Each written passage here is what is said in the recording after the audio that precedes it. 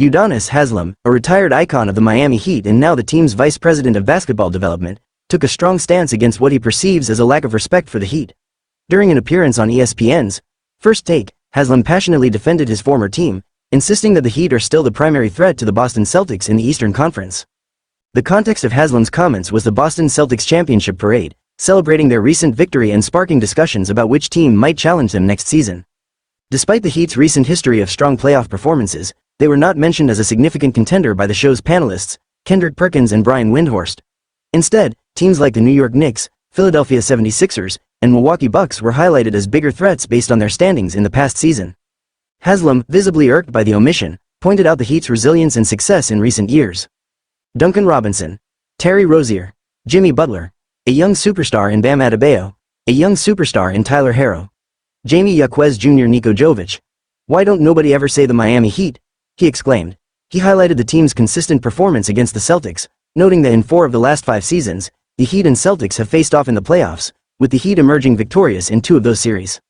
The Heat's playoff history against the Celtics includes eliminating them in the 2020 Eastern Conference Finals and again in the 2023 East Finals.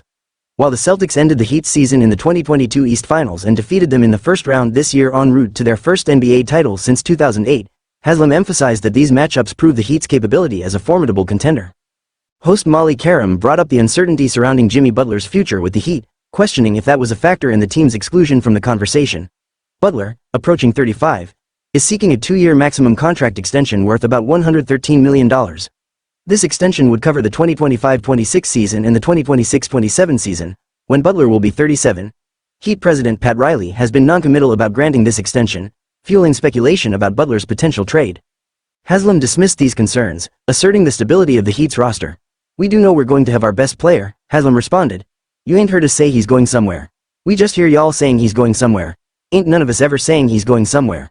He criticized the media narrative, suggesting that the Heat's success with less heralded players might be why they are often overlooked.